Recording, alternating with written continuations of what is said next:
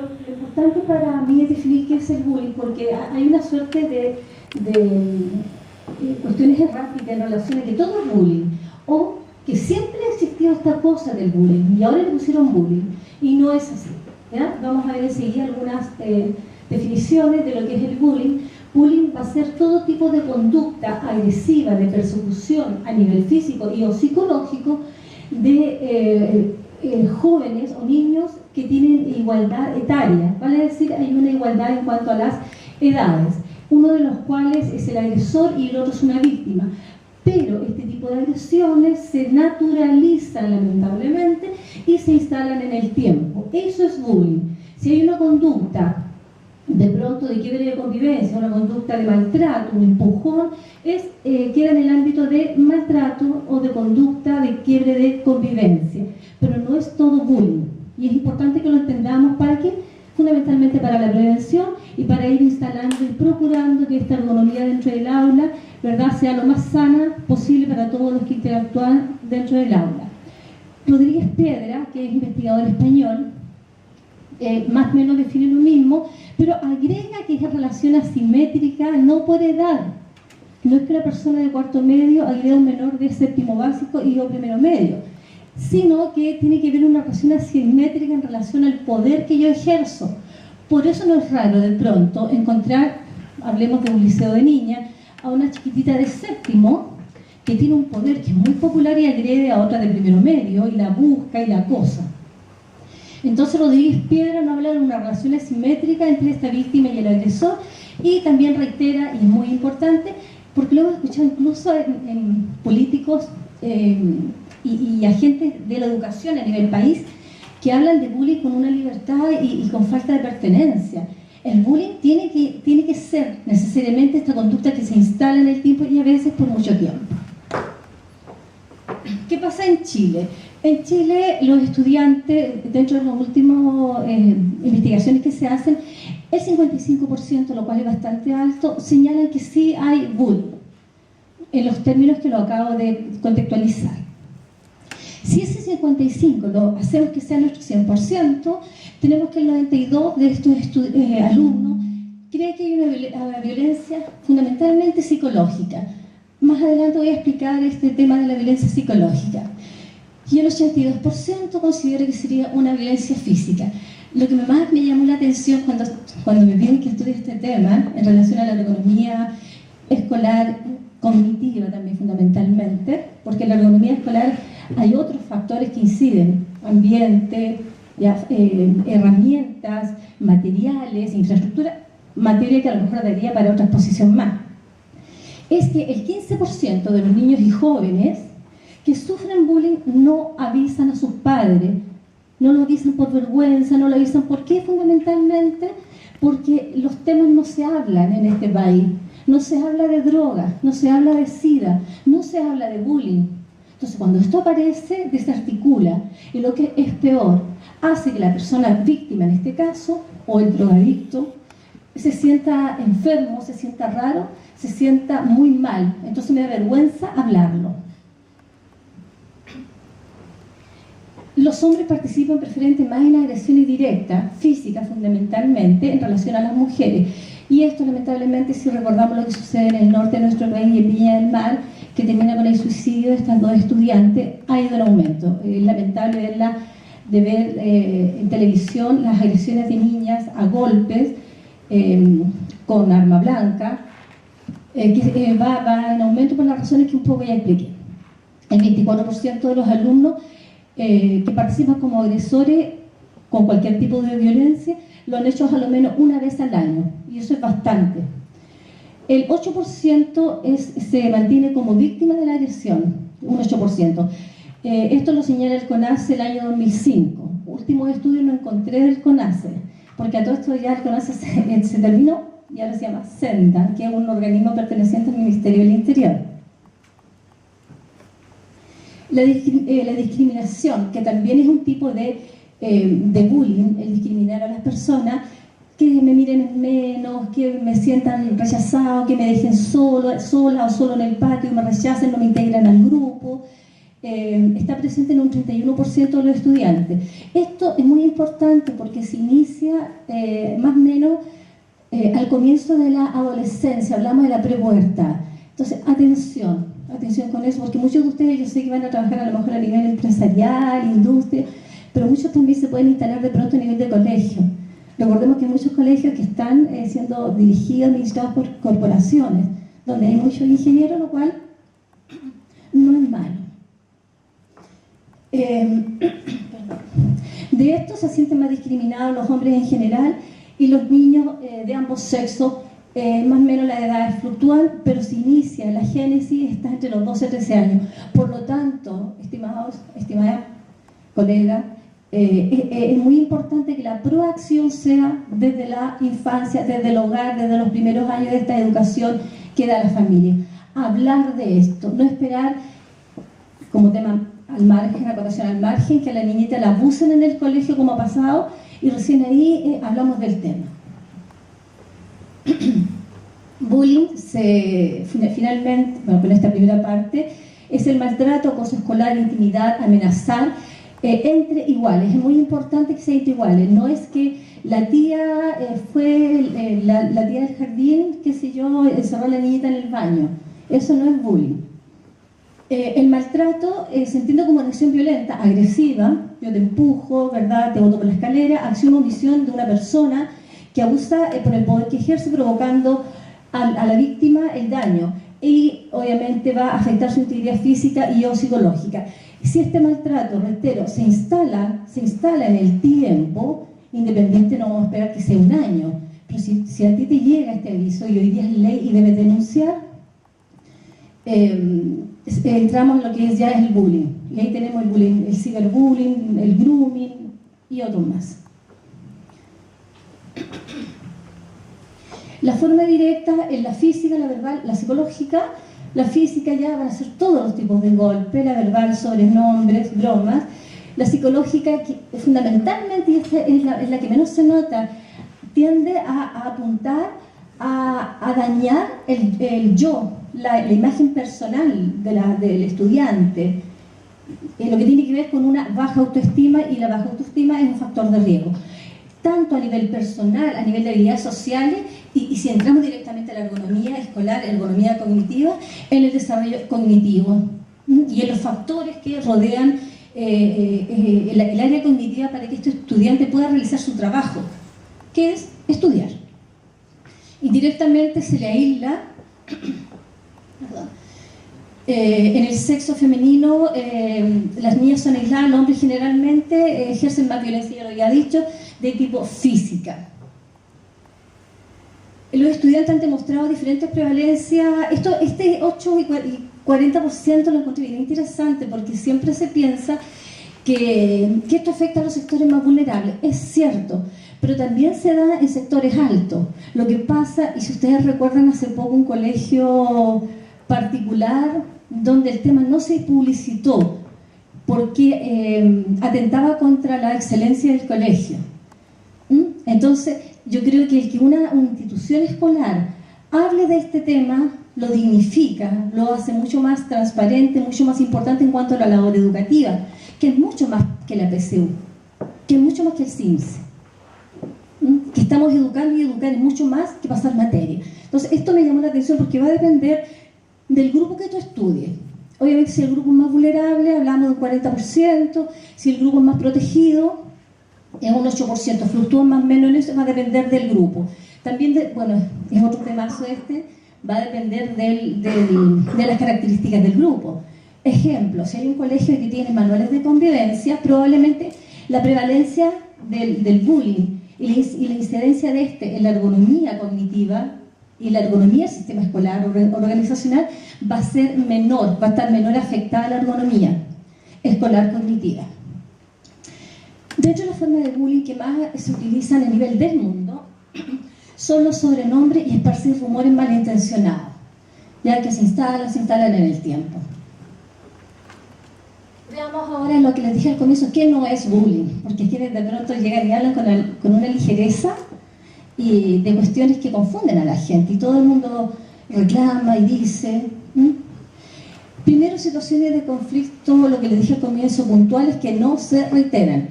Ahora, ¿cuándo no se reiteran? Cuando el adulto interviene. A ver qué pasó, vengan ustedes e instalamos la mediación. Al instalar la mediación, vamos de alguna manera nosotros nutriendo la ergonomía escolar. Nutriéndola, hablamos de nutrir en términos positivos. Entonces, en el minuto que los profesores, los asistentes, esto me voy a referir fundamentalmente a lo que es el sistema educacional, intervienen y se hacen presentes en cualquier situación de riesgo. Ya, esto para en ese minuto. Y también está el tema de los manuales de convivencia, etcétera, etcétera, que son temas bien interesantes que a lo mejor posteriormente podrían ustedes traer acá. Distinguir entre maltrato o bullying de conductas antisociales o criminales. Es decir, si un joven viola a una niña, eso no es bullying, eso es un acto criminal. Si otro mata con arma blanca o apuñala a un joven, eso es un acto criminal. Entonces, todo lo que sea una conducta antisocial, ya abusos sexuales, violaciones, son actos delictuales. El acoso de forma jerárquica, no siendo reiterado, tampoco es bullying. Vamos a ver el perfil del agresor y de la víctima. Ahora, ¿por qué me parece importante? Fundamentalmente porque si algún joven, algún estudiante tiene esta característica, supongamos un estudiante de los SAS, 17 años, que presenta alguna de estas características, es más proclive a ser víctima de bullying. Son líderes, el agresor es un líder. Ahora, perdón, la ergonomía cognitiva se va a ver afectada tanto para el agresor como para la víctima, a ambos. No es que el agresor no influye en su ergonomía cognitiva escolar, a ambos les afecta y a su vez ambos, interdependientes, afectan la ergonomía aula. ¿Queda claro? Este es un líder negativo que insulta fundamentalmente, insulta mucho moralmente a la persona, a la víctima. Hay abuso de poder, es muy importante. Yo les puse un caso extremo, una niñita de 7º que abusa de una mayor, ¿ya? Porque ella tiene poder en cuanto al carácter, tiene poder en cuanto a recursos, no económicos necesariamente, tiene poder en cuanto al tono de voz, a cómo se para en el mundo, a las actitudes que tiene. A ese poder me refiero. Por eso una menor para mí es importante, puede hacerle bullying a una persona mayor, a una alumna mayor, perdón. Se mueven fundamentalmente, esa palabra es clave, que es el abuso de poder, es fundamental. En el bullying esto es fundamental, el abuso de poder entre iguales, en una relación que es asimétrica. Manifiestan deseo de intimidar y dominar a la víctima. Suelen ser personas agresivas, conflictivas. Esto es alumnos, voy a referirme a alumnos porque yo hago, no sé el profesor, pero hago la salvedad entre alumnos que son de la básica y media a estudiantes. Cuando trabajo en la universidad ocupo más el término estudiantes, no sé, por eso voy a hablar de alumnos.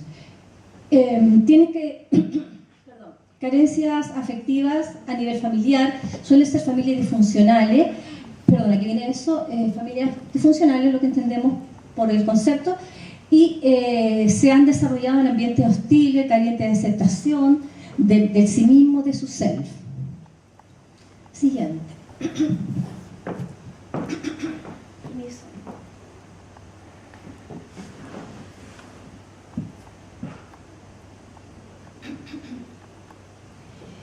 Esto también es clave. Son personas que no han desarrollado habilidades sociales y dentro de ellas la empatía. Si después hay duda, porque uno da por saber algunos conceptos, pero no tienen por qué saberlo. O sea, uno lo sabe porque es profesora y ha estudiado.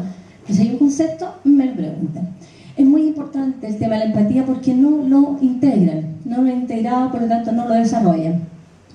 Ellos no tienen conciencia que el acto repercute en esta víctima que está padeciendo, que está siendo atormentado.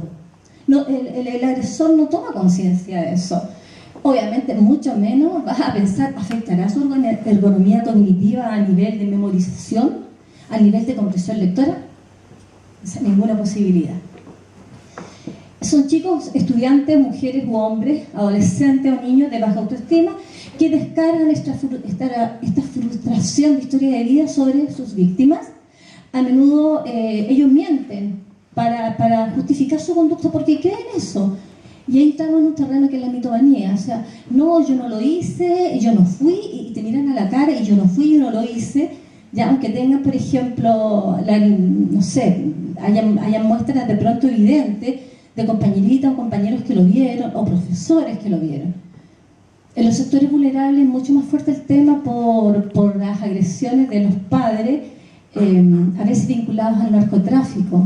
Entonces, los sectores más vulnerables, a los colegas les da mucho temor el denunciar, que hoy día es ley. Y es ley no solo para el profesor, para todo el sistema educacional. O si no, las multas llegan más o menos a 2 millones de pesos. El fenómeno, como dije a un comienzo, su génesis está en los 9 años, ya 11, inicio prepubertad. Algunos de estos niños, alumnos agresores, acaban siendo resentidos sociales.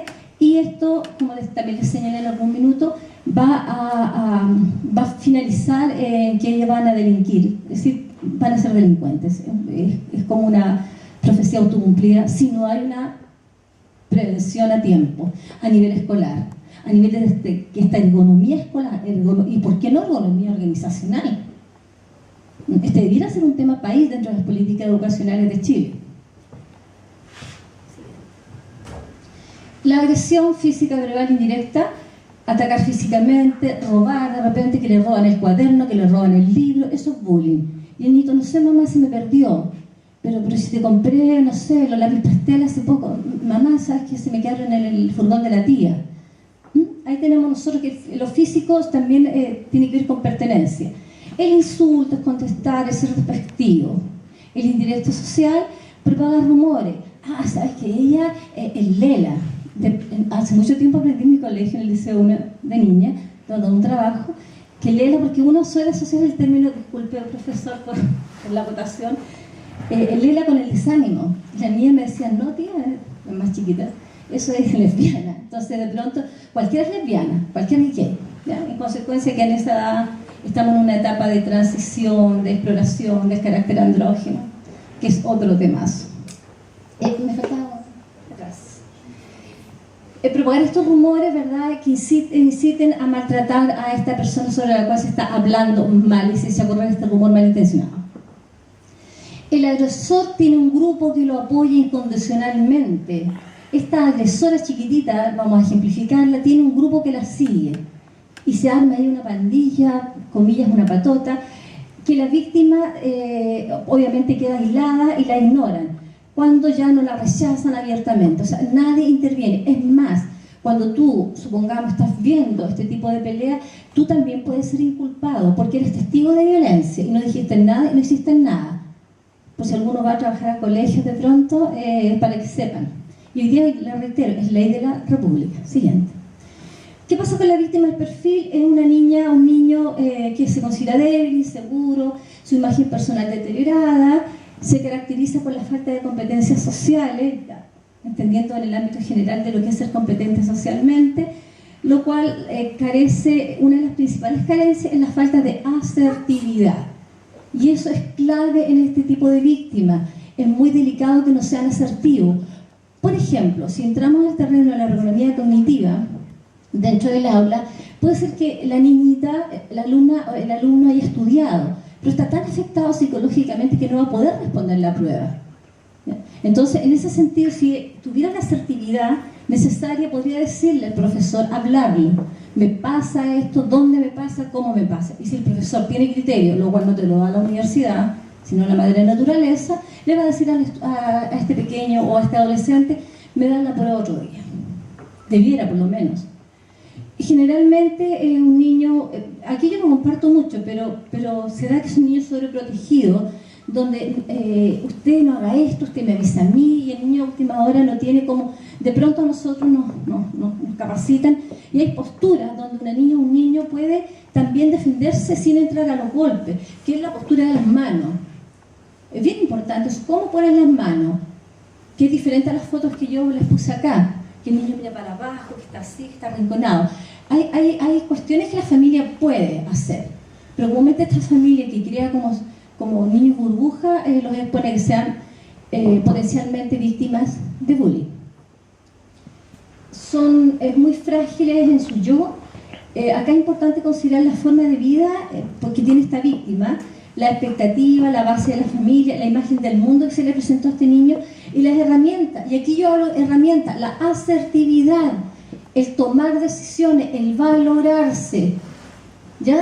Porque cuando la mamá le hace ver que el niño vale porque tiene una mamá como ella y yo te voy a cuidar toda la vida, no lo está preparando para el desarrollo social y para la inserción en el mundo. Y hablamos de la inserción ya hoy día a más temprana edad en los jardines infantiles y en las salas cunas.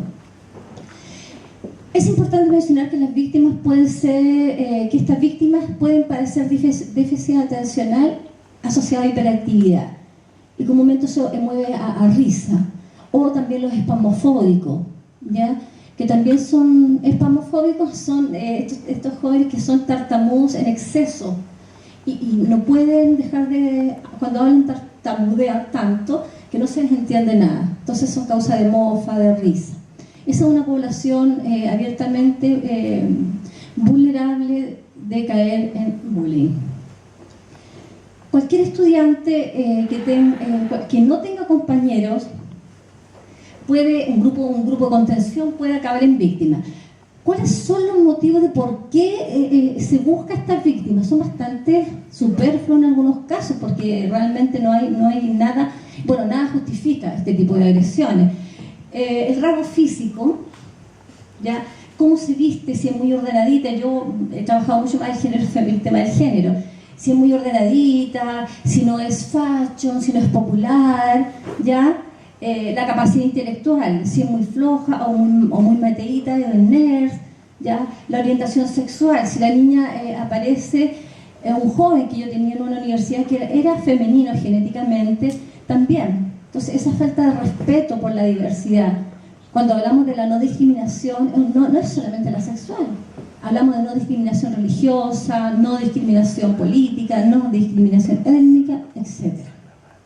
La raza entre el étnico y la religión. Esos son los motivos comúnmente que más se reiteran al momento de estudiar el tema del bullying. Y eso obviamente está dentro de la ergonomía, está como variable interviniente dentro de la ergonomía escolar y fundamentalmente de la ergonomía aula cognitiva. Consecuencias. Siguiente. Puede llevar a la insensibilización del agresor. Él no siente que hace nada malo, le da cada vez lo mismo. Por eso que a la larga puede terminar en que robar da lo mismo, una puñalada da lo mismo. Y los espectadores, que somos los testigos de los casos de maltrato en la escuela, miramos hacia otro lado, lo que hace que lleguen a aquellos que se crean fuertes y que tienen más fuerza que el profesor. Y le rayan el auto, le contestan, se empoderan ellos de su rol de, comillas, matón. Matón. Siguiente.